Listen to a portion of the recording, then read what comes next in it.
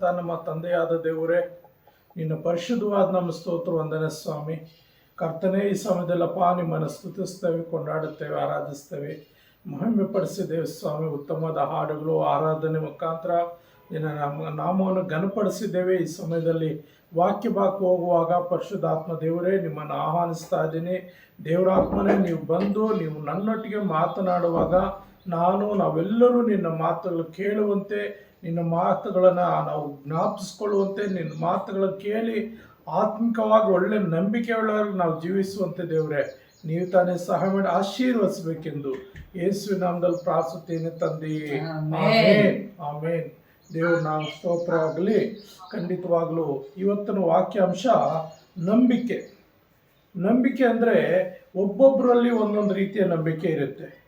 ನನ್ನಲ್ಲಿ ಒಂದು ರೀತಿ ನಂಬಿಕೆ ಇರುತ್ತೆ, ನಿಮ್ಮಲ್ಲಿ ಒಂದು ರೀತಿಯ ನಂಬಿಕೆ ಇರುತ್ತೆ, ಮತ್ತೊಬ್ಬರಲ್ಲಿ ಒಂದೊಂದು ರೀತಿಯ ನಂಬಿಕೆ. ಕೆಲವ್ರ ನಂಬಿಕೆ ಪರೀಕ್ಷೆ ಮಾಡೋದು, ನೋಡೋಣ ಇದು ಸತ್ಯನೋ ಸುಳ್ಳೋ, ಇದು ನಿಜಾನ ಅಲ್ಲ ನಿಜವಲ್ಲವೋ ಎಂಬುದಾಗಿ ಪರೀಕ್ಷಿಸುವಂಥ ಒಂದು ನಂಬಿಕೆ ಇರುತ್ತೆ. ಮತ್ತು ಸ್ಥಿರವಾದ ನಂಬಿಕೆ, ಏನೇ ಆಗಲಿ ನಾನು ನಂಬ್ತೀನಿ ಅನ್ನೋಂಥ ಸ್ಥಿರವಾದ ನಂಬಿಕೆ. ಮತ್ತು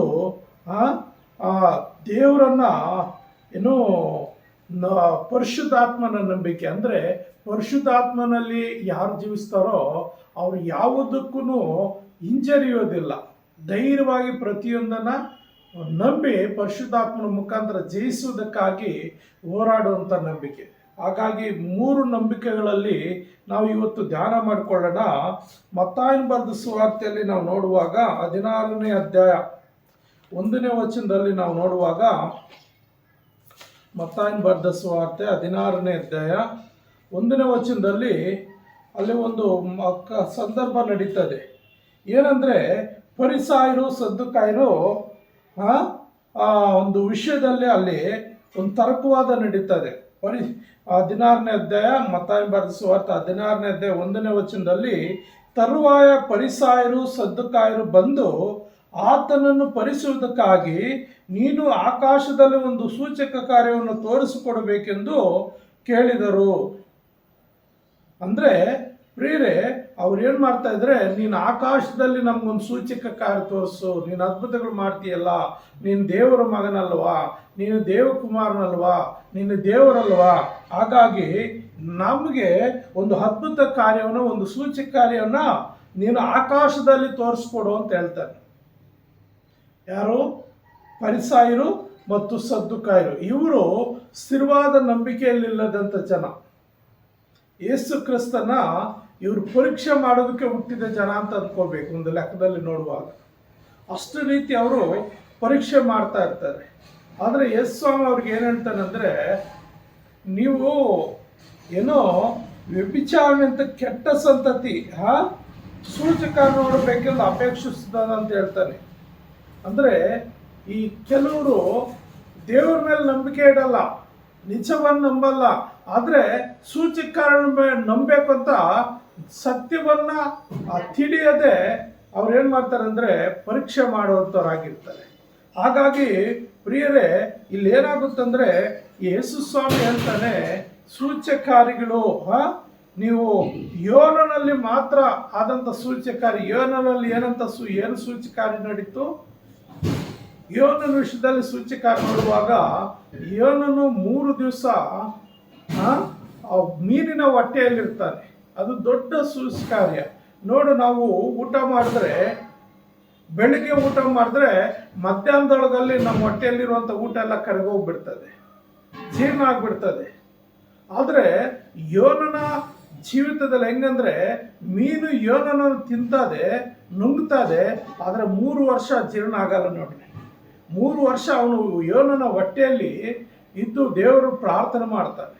ಅದು ದೊಡ್ಡ ಸೂಚಕ, ದೊಡ್ಡ ಅದ್ಭುತ. ಅದು ನಾವೊಬ್ಬ ಸಾಧಾರಣ ಮನುಷ್ಯ ಊಟ ಮಾಡಿದ್ರೆ, ಬೆಳಗ್ಗೆ ಟಿಫನ್ ಮಾಡಿದ್ರೆ ಮಧ್ಯಾಹ್ನಕ್ಕೋಸ್ಕರ ಊಟಕ್ಕಾಗಿ ಮತ್ತೆ ಕಾಯ್ತಾ ಇರ್ತೀವಿ, ಇನ್ನೂ ಊಟ ರೆಡಿ ಆಗಲಿಲ್ವಾ ಅಂತ. ಅಷ್ಟರೊಳಗೆ ಜೀರ್ಣ ಆಗಿಬಿಟ್ಟಿರುತ್ತೆ. ಆದರೆ ಮೀನು ಕೂಡ ಯಾವಾಗಲೂ ತಿನ್ನುವಂಥ ಪ್ರಾಣಿ ಅದು. ಆದರೆ ಅಲ್ಲೇನಾಗ್ತಾ ಇದೆ ಅಂದರೆ ಪ್ರೇರೆ, ಅಲ್ಲಿ ಒಂದು ದೊಡ್ಡ ಅದ್ಭುತ ನಡೀತಾ ಇದೆ. ಏನು ದೊಡ್ಡ ಅದ್ಭುತ ಅಂದರೆ, 3 ದಿವಸಗಳ ಕಾಲ ಅವನು ಹೊಟ್ಟೆಯಲ್ಲಿ ಹಾಗೆ ಬದುಕಿರ್ತಾನೆ. ಆ 3 ದಿವಸ ಅದು ಜೀರ್ಣ ಮಾಡ್ಕೊಳಕ್ಕಾಗಲ್ಲ, ಉಸಿರುಗಟ್ಟಿರ್ತದೆ ಅದು, ಅಂದರೆ ದೇವರ ಆಜ್ಞೆಗೆ ಒಳಪಟ್ಟು. ಹಾಗಾಗಿ ನಾವು ನ್ಯಾಯಸ್ಥಾಪಕರ ಒಂದು ಪುಸ್ತಕದಲ್ಲಿ 6ನೇ ಅಧ್ಯಾಯದಲ್ಲಿ ನಾವು ನೋಡುವಾಗ ಇಲ್ಲಿ ಒಂದು ಸೂಚಕ ಕಾರ್ಯ, ಒಬ್ಬ ವ್ಯಕ್ತಿ ನಾನು ನೋಡಬೇಕು, ಒಂದು ಗುರುತು ನೀನು ಕೊಡಬೇಕು, ಅದರಲ್ಲಿ ಪರೀಕ್ಷೆ ಮಾಡ್ತೀನಿ, ಆ ಪರೀಕ್ಷೆಯಲ್ಲಿ ಅದು ಸಕ್ಸಸ್ ಆದರೆ ನಾನು ನಿನ್ನೆ ದೇವರೆಂಬುದಾಗಿ ನೀನು ಹೇಳ್ದಂಗೆ ನಾನು ಮಾಡ್ತೀನಿ, ನಾನು ನಡ್ಕೊಳ್ತೀನಿ ಅಂತೇಳಿ ಒಬ್ಬ ಗಿದ್ಯೋನ್ ಎಂಬ ವ್ಯಕ್ತಿ ಇರ್ತಾನೆ. ಆ ಗಿದ್ಯೋನ್ ಎಂಬ ವ್ಯಕ್ತಿ ಏನಾಗತ್ತಂದ್ರೆ ಪ್ರಿಯರೇ, ಆ ದೇಶದ ಮೇಲೆ ಕೆಲವರು ಏನು ಮಾಡ್ತಾರೆ ಅಂದರೆ ಯಾವಾಗಲೂ ಯುದ್ಧಕ್ಕೆ ಬರ್ತಾ ಇರ್ತಾರೆ. ಬಂದು ಮಿದ್ಯಾನ್ ಎಂಬ ದೇಶದ ಪ್ರಜೆಗಳು ಈ ಒಂದು ಇದು ಗಿದ್ಯೋನ್ ಯಾರು ಇವರೆಲ್ಲ ಇಸ್ರಾಯೇಲ್ರು, ಇವ್ರ ಮೇಲೆ ಆಗಾಗ ದೊರೊಡೆಗೆ ಬಂದು ಇವ್ರನ್ನೆಲ್ಲ ದೋಚ್ಕೊಂಡು ಹೋಗ್ತಾ ಇರ್ತಾರೆ. ಇವ್ರ ಪಾಪ ವರ್ಷ ಎಲ್ಲ ಕಷ್ಟಪಟ್ಟು ಬೆಳೆಗಳಿಟ್ರೆ ಆ ಬೆಳೆಗಳನ್ನೆಲ್ಲನೂ ಆ ಬೆಳೆ ಬೆಳೆಯುವಂಥ ಸಂದರ್ಭ ಬಂದು ಇವರು ಮಿದ್ಯಾನರು ಬಂದು ಎಲ್ಲ ದೋಚ್ಕೊಂಡು ಹೋಗ್ತಾ ಇದ್ರು. ಅವರ ಹಾಡುಗಳನ್ನ, ಕುರಿಗಳನ್ನ, ಎತ್ತುಗಳನ್ನ, ಎಲ್ಲ ದನ ಕರುಗಳನ್ನ ಎಲ್ಲ ಏನ್ ಮಾಡ್ತಾ ಇದ್ರು ಅಂದ್ರೆ ಒತ್ಕೊಂಡು ಹೋಗ್ತಾ ಇದ್ರು. ಹಾಗಾಗಿ ಪ್ರಿಯರೇ, ಇಲ್ಲಿ ಏನಾಗುತ್ತಂದ್ರೆ ಪ್ರಿಯ ನನ್ನ ಸಹೋದರರೇ, ಈ ಯಾವಾಗ್ಲೂ ಇವ್ರ ಪಾಪ ತುಂಬಾ ಕಷ್ಟಪಟ್ಟು ದೇವ್ರ ಮೊರೆ ಇಡ್ತಾ ಇದ್ರು. ದೇವರೇ, ಇವರಿಂದ ನಮ್ಮನ್ನ ಬಿಡಿಸೋರು ಯಾರಿಲ್ವಾ, ಈ ಮಿದ್ಯಾನರಿಂದ ನಮ್ಮನ್ನ ಬಿಡಿಸೋರು ದೇವರೇ, ನಮ್ಮನ್ನು ಬಿಡಿಸು ಅಂತೇಳಿ ಯೆಹೋವ ದೇವರಿಗೆ ಅವ್ರು ಮೊರೆ ಇಡ್ತಾ ಇದ್ರು. ಅಂತ ಸಂದರ್ಭದಲ್ಲಿ ಯೆಹೋವನು ಏನ್ ಮಾಡ್ತಾನಂದ್ರೆ, ತಂದೆಯಾದ ದೇವರು ತನ್ನ ದೂತನ ಕಳಿಸ್ಕೊಟ್ಟು ಅವರ ಜನಾಂಗದಲ್ಲೇ ಅವರಲ್ಲೇ ಒಬ್ಬನ ಯುದ್ಧ ವೀರನಾಗಿ ಶೂರನಾಗಿ ಎಬ್ಬಿಸಲಿಕ್ಕೆ ಪ್ರಯತ್ನ ಮಾಡ್ತಾನೆ. ಆ ಪ್ರಯತ್ನ ಮಾಡುವಾಗ ಅವಲ್ಲಿ ಒಬ್ಬ ಅಬಿಯೇಜರ್ನ ಗೋತ್ರದವನಾದ ಯೋವಾಷನ ಒಬ್ಬನು ಇರ್ತಾನೆ. ಅವನ ಮಗನಾದ ಗಿದ್ಯೋನನು ಮಿದ್ಯಾನಿಗೆ ಗೊತ್ತಾಗದ ಹಾಗೆ ಏನ್ ಮಾಡ್ತಾ ಇರ್ತಾನೆ, ಅಲ್ಲಿನ ದ್ರಾಕ್ಷಿ ಅಲೆಯಲ್ಲಿ ಮರೆಯಲ್ಲಿ ಗೋಧಿಯನ್ನ ಬಡಿತಾ ಇರ್ತಾನೆ. ಅಂದ್ರೆ ಮಿದ್ಯಾನರು ಎಲ್ಲಿ ಕಂಡ್ಕೊಳ್ತಾರೋ, ಎಲ್ಲಿ ನಮ್ಮನ್ನ ದೋಚ್ಕೊಂಡು ಹೋಗ್ತಾರೋ, ನಮ್ಮನ್ನು ತಗೊಂಡು ಹೋಗ್ಬಿಡ್ತಾರೋ ಅಂತ ಹೇಳಿ ಅವ್ರು ಏನ್ ಮಾಡ್ತಾರೆ ಅಂದ್ರೆ, ಒಂದು ಬಂಡೆ ಪಕ್ಕದಲ್ಲಿ ಯಾರಿಗೂ ಗೊತ್ತಾಗದ ಹಾಗೆ ಗೋಧಿಯನ್ನ ಬಡಿತಾ ಇರ್ತಾನೆ. ಅಂತ ಸಂದರ್ಭದಲ್ಲಿ ಆ ದೂತನು ಬಂದು ಆ ಗಿದ್ಯೋನಿಗೆ ಏನ್ ಹೇಳ್ತಾನೆ, ಯೆಹೋವನ ದೂತನು ಗಿದ್ಯೋನಿಗೆ ಪ್ರತ್ಯಕ್ಷನಾಗಿ, ಪರಾಕ್ರಮಶಾಲಿಯೇ, ಯೆಹೋವನು ನಿನ್ನ ಸಂಗಡ ಇದ್ದಾನೆ, ದೇವರು ನಿನ್ನ ಸಂಗಡ ಇದ್ದಾನೆ ಅಂತ ಹೇಳುವಂತ ಮಾತನ್ನು ಕೇಳಿ ಅವನು ಆಶ್ಚರ್ಯ ಪಟ್ಟು ಬಿಡ್ತಾನೆ. ನಾನೆಲ್ಲಿ ಪರಾಕ್ರಮಶಾಲಿ, ಮಿದ್ಯಾನರಿಗೆ ಭಯಪಟ್ಟು ಈ ಒಂದು ಬೆಳೆದಿರೋಂಥ ಬೆಳೆಯನ್ನ ಅವ್ರು ಎಲ್ಲಿ ಬಂದು ಕಿತ್ಕೊಂಡು ಹೋಗ್ತಾರಂತೇಳಿ ಒಂದು ಬಂಡೆ ಮರೆಯಲ್ಲಿ ಹಾಕಿ ನಾನು ಸೀಕ್ರೆಟ್ ಆಗಿ ಇದನ್ನು ಹೊಡ್ಕೊಳ್ತಾ ಇದ್ದೀನಿ ಜೀವನಕ್ಕಾಗಿ. ಅದನ್ನು ಅವ್ರು ಕದ್ಕೊಂಡು ಹೋಗಿಟ್ರೆ ಊಟ ಇಲ್ಲದೆ ನಾವು ಸಾಯ್ಬೇಕಾಗುತ್ತೆ ಅಂತ ನಾವು ಭಯದಲ್ಲಿ ಇದು ಮಾಡ್ತಾ ಇದ್ರೆ, ಇಲ್ಲಿ ನೋಡಿದ್ರೆ ನೀನು ಪರಾಕ್ರಮಶಾಲಿ ಅಂತ ಹೇಳ್ತಾ ಇದೆಯಲ್ಲ, ನಾನೇ ರೀತಿ ಪರಾಕ್ರಮಶಾಲಿ ಅಂತೇಳಿ ಅವನು ಏನ್ ಮಾಡ್ತಾರೆ, ಯೆಹೋವ ನಮ್ಮ ಸಂಗಡ ಇದ್ದಿದ್ರೆ, ದೇವ್ರು ನಮ್ಮ ಸಂಗಡ ಇದ್ದಿದ್ರೆ ನಮ್ಗೆ ಯಾಕೆ ಈ ಒಂದು ಕಷ್ಟಗಳು ಬರ್ತಾ ಇತ್ತು, ಯಾಕೆ ನಾವು ಈ ತರ ಮರೆಯಲ್ಲಿ ಈ ಕಾಳು ನೋಡ್ಕೋಬೇಕಾಯ್ತು, ಯಾಕೆ ನಾವು ಈ ಕಷ್ಟ ಪಡ್ಬೇಕಾಯ್ತು. ಆದ್ರೆ ನಮ್ಮ ಪೂರ್ವಿಕರು ಹೇಳ್ತಾ ಇದ್ರು, ಯೆಹೋವ ದೇವರೊಬ್ಬರು ಇದ್ದಾರೆ, ಅವ್ರು ನಮ್ಮ ರಕ್ಷಿಸ್ತಾರೆ, ಈ ರೀತಿ ರಕ್ಷಿಸಿದ್ದಾರೆ, ಕಾಪಾಡಿದ್ದಾನೆ ಅಂತ ಹೇಳ್ತಾ ಇದ್ರು. ಆದ್ರೆ ಈಗ ಅಂತ ದೇವ್ರು ನಮ್ಮ ಜೊತೆಯಲ್ಲಿ ಎಲ್ಲಿದ್ದಾನೆ ಅಂತೇಳಿ ಅದನ್ನು ಕೇಳುವಾಗ ಪ್ರಿಯ ನನ್ನ ಸಹೋದರರೇ, ಅಲ್ಲಿ ಏನಾಗೋದು, ಒಂದು ದೊಡ್ಡ ಕಾರ್ಯ ನಡೀತದೆ. ಆಮೇಲೆ ಈಗ ಅಂಥ ಅದ್ಭುತಗಳು ನಮ್ಮಲ್ಲಿ ಎಲ್ಲಿದೆ, ನಮ್ಮ ದೇವ್ರು ನಮ್ಮನ್ನು ತಿರಸ್ಕಾರ ಮಾಡಿಬಿಟ್ಟು ಈ ಮಿದ್ಯಾನರ ಕೈಗೆ ಒಪ್ಪಿಸ್ಕೊಟ್ಟಿದ್ದಾನಲ್ಲ. ಯಾಕೆ ತಿರಸ್ಕಾರ? ಇವರು ದೇವರಿಗೆ ತಿರುಗಿ ಬೀಳ್ತಾ ಇದ್ರು. ಹಾಗಾಗಿ ದೇವರವ್ರನ್ನ ಖಂಡಿಸೋದಕ್ಕಾಗಿ, ಅವ್ರ ಸರಿಯಾದ ದಾರಿಗೆ ತರುವುದಕ್ಕಾಗಿ ಆ ಮಿದ್ಯಾನರ ಕೈಗೆ ಒಪ್ಪಿಸ್ಕೊಟ್ಟಿದ್ದ. ಹಾಗಾಗಿ ಪ್ರಿಯ ನನ್ನ ಸಹೋದರರೇ, ಅದಕ್ಕೆ ಯೆಹೋವನು ಏನ್ ಹೇಳ್ತಾ ಇದ್ದಾನೆ, ಅವನನ್ನು ಚೆನ್ನಾಗಿ ನೋಡಿ, ನಾನು ನಿನ್ನನ್ನು ಕಳಿಸ್ತೇನೆ, ಹೋಗು, ನಿನ್ನ ಬಲದಿಂದ ಇಸ್ರಾಯೇಲನ್ನು ಮಿದ್ಯಾನರಿಂದ ಬಿಡಿಸು ಅಂತ ಹೇಳ್ತಾನೆ. ಅದಕ್ಕೆ ಈ ಗಿದ್ಯೋನ್ ಏನ್ ಹೇಳ್ತಾನೆ, ಸ್ವಾಮಿ, ನಾನು ಮನಸ್ಸು ಕುಲದಲ್ಲಿ ಒಂದು ಸಣ್ಣ ಒಂದು ಮನೆ, ಕನಿಷ್ಠವಾದದ ಒಂದು ಗುಂಪು ನಂದು. ಆ ಮನಸ್ಸೆ ಅಂದ್ರೆ ಯಾರು? ಯೋಸೇಫನ ಮಗ ಯಾಕೋಬನು ದತ್ತು ಮತ್ತನ ಮಕ್ಕಳಾಗಿ ತಗೊಂಡಿರ್ತಾನೆ. ಆ ಮನಸ್ಸೆ ಕುಲದಿಂದ ಹುಟ್ಟಿದಂಥವನು ಇವನು ಯಾರು? ಗಿದ್ಯೋನು. ಅವನು ನಾನು ಕನಿಷ್ಠವಾದವನು, ನನ್ನ ಕೈಲಿ ನನ್ನ ಕುಟುಂಬದಲ್ಲಿ ಹಾಗಾಗ್ತದೆ, ಹಾಗಾಗಿ ನಾನು ನಿನ್ನನ್ನು ಪರೀಕ್ಷೆ ಮಾಡಬೇಕು. ಪರೀಕ್ಷೆ ಮಾಡ್ಬೇಕಂದ್ರೆ ನೀನು ದೇವದೂತನಾಗಿದ್ದರೆ, ದೇವರಾಗಿದ್ದರೆ ನಾನು ಮನೆಗೆ ಹೋಗಿ ಬರೋ ತನಕ ಇಲ್ಲೇ ಇರಬೇಕು ಅಂತಾನೆ. ಸರ್ ಹಾಗೆ ಹೋಗಿ ಬಾ ಹೋಗು ಅಂತೇಳಿ ಕಳಿಸುವಾಗ ಅವ್ನ ಮನೆಗೆ ಹೋಗಿ ಪ್ರೇರೆ ಅಲ್ಲಿ ಏನಾಗುತ್ತಂದರೆ, ಒಂದು ಹೋರಿನ ಕಡ್ದು ಅದರ ಮಾಂಸದಲ್ಲಿ ಒಂದು ಮಾಂಸದ ಆಹಾರ ಮಾಡಿ ಮತ್ತು ರೊಟ್ಟಿಗಳು ಮಾಡಿ ಆ ರೊಟ್ಟಿಯನ್ನು, ಆ ಸಾರನ್ನು, ಆ ಮಾಂಸವನ್ನು ಎಲ್ಲ ಎತ್ಕೊಂಡು ಬರ್ತಾನೆ. ಎತ್ಕೊಂಡು ಬರುವಾಗ ಆ ದೂತನ ಅಲ್ಲೇ ಇದ್ದು ಏನು ಮಾಡ್ತಾನಂದ್ರೆ, ಅವನು ಎತ್ಕೊಂಡು ಬಂದ್ಮೇಲೆ ಅದೆಲ್ಲ ಬಂಡೆ ಮೇಲೆ ಇಕ್ಕು, ಆ ರೊಟ್ಟಿಗಳೆಲ್ಲ ಬಂಡೆ ಮೇಲೆ ಇಕ್ಕು, ಆ ಮಾಂಸವೆಲ್ಲ ರೊಟ್ಟಿಗಳ ಮೇಲೆ ಹಾಕು, ಆ ರಸ ಏನಿದೆ ರಸ ಎಲ್ಲ ಅದ್ರ ಮೇಲೆ ಹಾಕು ಅಂತೇಳಿ ಹಾಕ್ಸ್ಬಿಟ್ಟು ಆ ದೂತನ ಕೈಯಲ್ಲಿ ಒಂದು ಕೋಲಿರುತ್ತೆ, ಆ ಕೋಲನ್ನು ತೆಗೆದು ಆ ರೊಟ್ಟಿಗಳ ಆ ಸಾಂಬಾರು ಮಾಂಸಕ್ಕೆ ಹಂಚಿಗೆ ಮುಟ್ಟಿಸುವಾಗ ಆಕಾಶದಿಂದ ಬೆಂಕಿ ಬಿದ್ದು ಏನಾಗುತ್ತಂದ್ರೆ ಪ್ರಿಯರೇ, ಅಲ್ಲಿ ಆಕಾಶದಿಂದ ಬೆಂಕಿ ಬಿದ್ದು ಅದು ಅಂಟುಕೊಂಡು ಬಿಡ್ತದೆ. ಬೆಂಕಿ ಬಂದು ಎಲ್ಲ ಸುಟ್ಟು ಅದರ ಸುವಾಸನೆ ದೇವರಿಗೆ ಸೇರುತ್ತೆ. ಅವಾಗ ಆತನು ನಿಜವಾಗಿ ದೇವರೆಂಬುದಾಗಿ ನಂಬ್ತಾನೆ ಮತ್ತು ಆ ಸ್ಥಳಕ್ಕೆ ಯೆಹೋವ ಶಾಲೋಮ ಅಂತ ಇಡ್ತಾನೆ. ಯೆಹೋವ ಶಾಲೋಮ್ ಅಂದರೆ ಸಮಾಧಾನ. ದೇವರಿಂದ ನಮ್ಮ ಸಮಾಧಾನ ಸಿಕ್ಕಿತು ಅಂಥೇಳಿ ದೇವರು ನಮ್ಮ ಮಧ್ಯದಲ್ಲಿ ಇದ್ದಾನೆ ಅಂತೇಳಿ ಅವನು ತಿಳ್ಕೊಳ್ತಾನ್ರಿ. ಹಾಗೆ ಮುಂದುವರಿತಾ ಏನು ಮಾಡ್ತಾನಂದ್ರೆ, ನೀನು ಈ ಥರ ಹೋಗಿ ನಾನು ಹೇಳ್ದಾಗೆ ನೀನು ಮಾಡಬೇಕು ಅಂತ ಹೇಳುವಾಗ ಅವನು ಭಯಪಡ್ತಾನೆ. ಭಯಪಟ್ಟು ನೀನು ಹೇಳ್ದಂಗೆ ನಾನು ಮಾಡ್ಬೇಕಂದ್ರೆ ನಾನು ಇನ್ನೊಂದು ಸಾರಿ ನೀನು ಪರೀಕ್ಷೆ ಮಾಡ್ತೀನಿ. ಏನು ಪರೀಕ್ಷೆ ಅಂದರೆ, ನಾವು 36ರಿಂದ ನ್ಯಾಯಸ್ಥಾಪಕರು 6ನೇ ಅಧ್ಯಾಯ 36ರಿಂದ 40 ವಚನಗಳಲ್ಲಿ ನೋಡುವಾಗ, ಮತ್ತು ಗಿದ್ಯೋನ ದೇವರಿಗೆ ನೀನು ಹೇಳಿದಂತೆ ಇಸ್ರಾಯೇಲರನ್ನು ನನ್ನ ಮೂಲಕವಾಗಿ ರಕ್ಷಿಸುವೋ ಇಲ್ಲವೋ ಎಂಬುದನ್ನು ತಿಳಿಯಪಡಿಸು. ಇಗೋ ನಾನು ಕಣದಲ್ಲಿ ಕುರಿಯ ತುಪ್ಪಟವನ್ನು ಇಡುತ್ತೇನೆ, ಅದರಲ್ಲಿ ಮಾತ್ರ ಮಂಜು ಬಿದ್ದು ನೆಲವೆಲ್ಲ ಒಣಗಿದ್ದರೆ ನೀನು ಹೇಳಿದಂತೆ ಇಸ್ರಾಯೇಲರನ್ನು ನನ್ನ ಮೂಲಕವಾಗಿ ರಕ್ಷಿಸು ಎಂದು ತಿಳಿಯುವೆನು ಎಂಬುದಾಗಿ ವಿಜ್ಞಾಪಿಸ. ಏನು ಯಾವ ರೀತಿ ಅಂದರೆ, ಒಂದು ಕುರಿ ತುಪ್ಪಟ ಯಾವ ರೀತಿ ಕಣದಲ್ಲಿಡ್ತಾನಂತೆ. ಕಣದಲ್ಲಿಟ್ಟು ಆ ಕುರಿ ತುಪ್ಪಟ ಮಾತ್ರ ನೆಂದಿರಬೇಕು, ಇನ್ನು ಸುತ್ತಲೂ ಕಣ ಎಲ್ಲ ನೆಂದಿರಬಾರ್ದು, ಭೂಮಿ ನೆಂದಿರಬಾರ್ದು. ಆ ತುಪ್ಪಟ ಮಾತ್ರ ಮಳೆ ಬಿದ್ದು ಅದು ಮಾತ್ರ ನೆಂದಿರಬೇಕು. ಆ ರೀತಿ ಮಾಡಿದ್ರೆ ಅದು ನೀನು ಅದನ್ನು ಮಾಡಿದ್ರೆ ನೀನು ನಮ್ಮ ಜೊತೆಯಲ್ಲಿರ್ತೀಯ, ನಾವು ಹೋಗಿ ಆ ಮಿಥ್ಯಾನ ಸೋಲಿಸಿ ನಾವು ಗೆಲ್ತೀವಿ ಅನ್ನೋ ನಂಬಿಕೆ ನೀನೇ ದೇವರೆಂಬುದಾಗಿ ನಾನು ನಂಬ್ತೀನಿ ಅಂತ ಹೇಳುವಾಗ ಅದು ಯೆಹೋವನು ಏನು ಮಾಡ್ತಾನೆ, ಅದೇ ರೀತಿ ಮಾಡ್ತಾನೆ. ಆ ರಾತ್ರಿ ಮಳೆ ಸುರಿಸ್ತಾನೆ, ಮಂಜು ಬೀಳ್ತದೆ. ಆ ಮಂಜು ಎಲ್ಲಿ ಆ ತುಪ್ಪಟ ಮೇಲೆ, ಕುರಿ ತುಪ್ಪಟ ಮೇಲೆ ಮಾತ್ರ ಬಿದ್ದಿರುತ್ತೆ.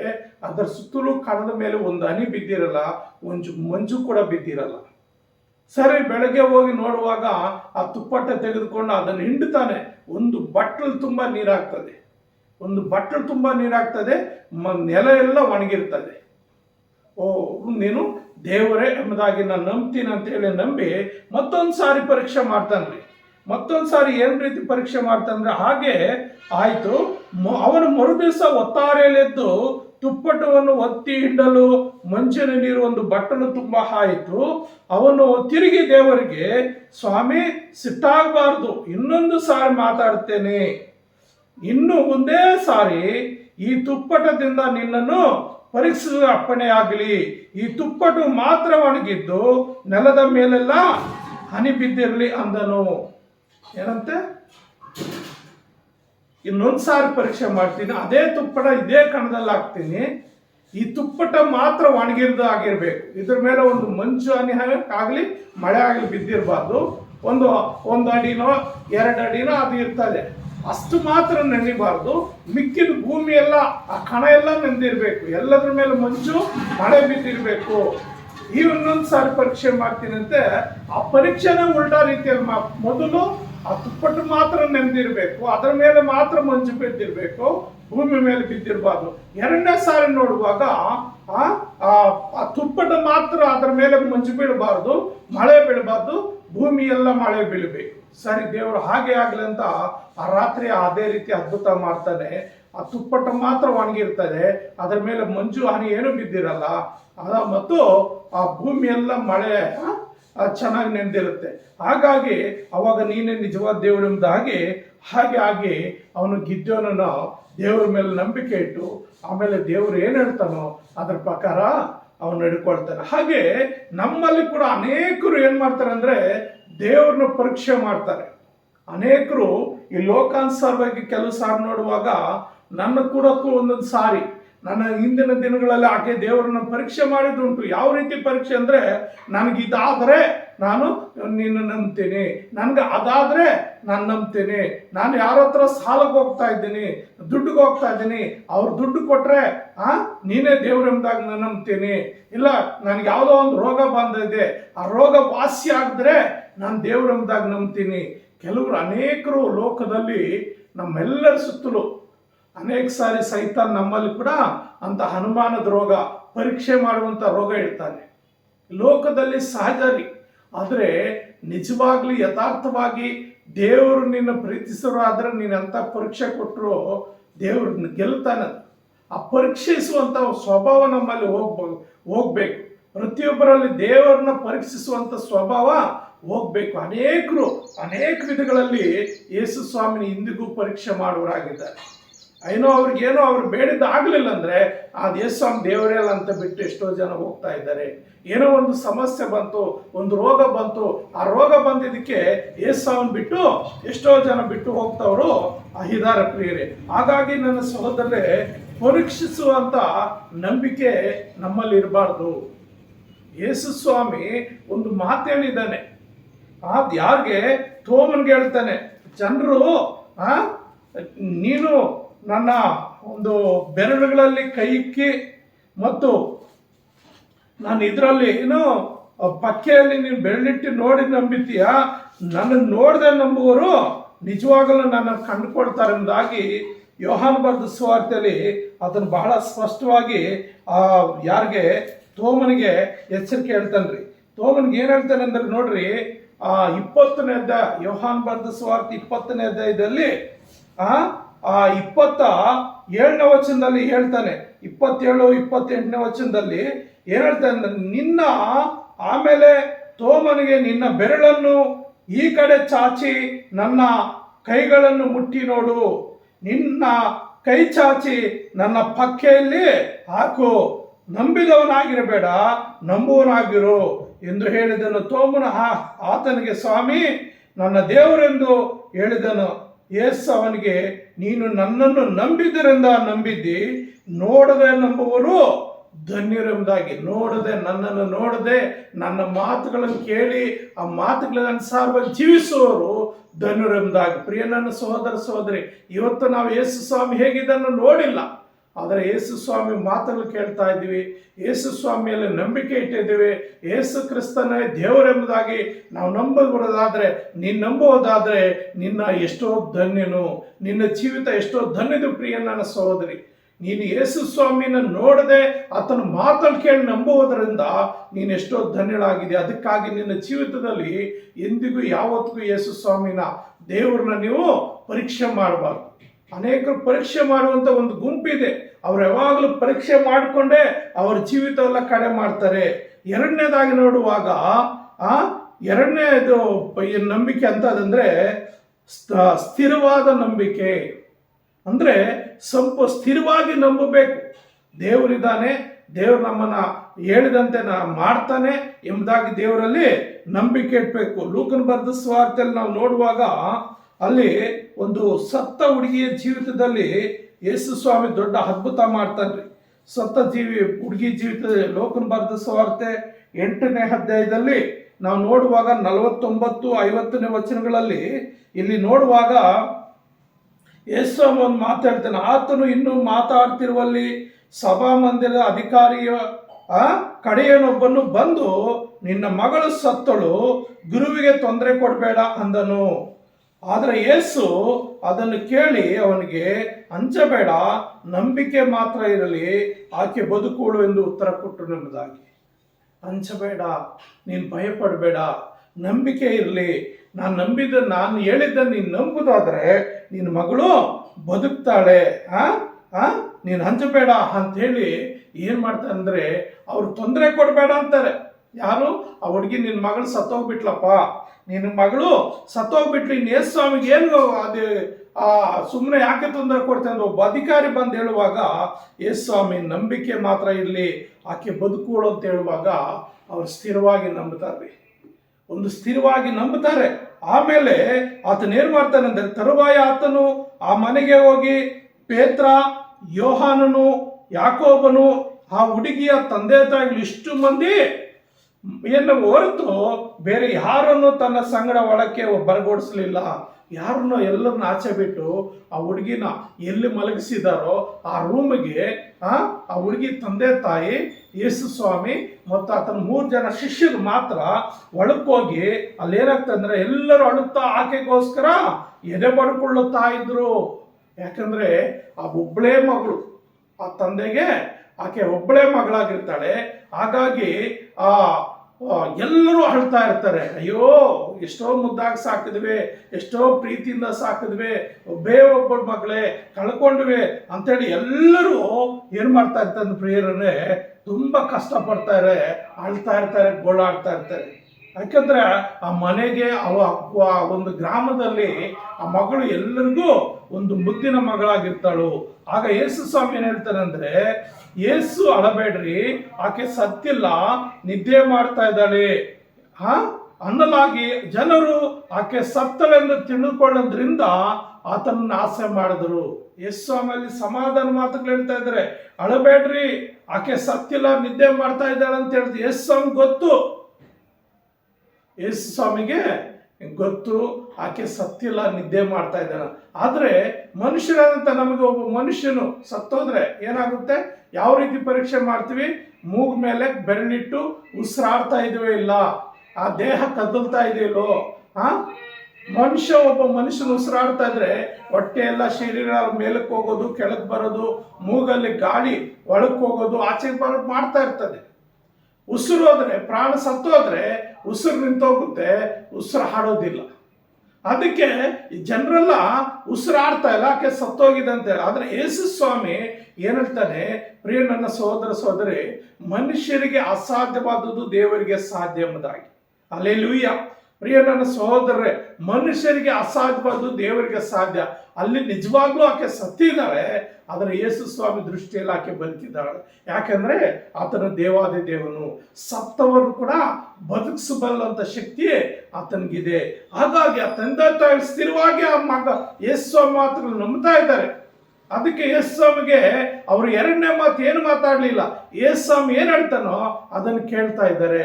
ಅದನ್ನು ಕೇಳಿ ಒಳಗಡೆ ಹೋಗಿ ಯೇಸು ಸ್ವಾಮಿ ಜೊತೆಯಲ್ಲಿ ನಿಂತ್ಕೊಳ್ಳುವಾಗ ಯೇಸು ಸ್ವಾಮಿ ಏನು ಮಾಡ್ತಾರೆ, ಆದರೆ ಆತನು ಆಕೆ ಕೈ ಹಿಡಿದು, ಯಾರು? ಯೇಸು ಸ್ವಾಮಿ ಆ ಹೆಣ್ಣು ಮಗಳ ಕೈ ಹಿಡಿದು ಏನು ಮಾಡ್ತಾರೆ, ಅಮ್ಮಣ್ಣಿ ಹೇಳು ಎಂದು ಕೂಗಿದನು.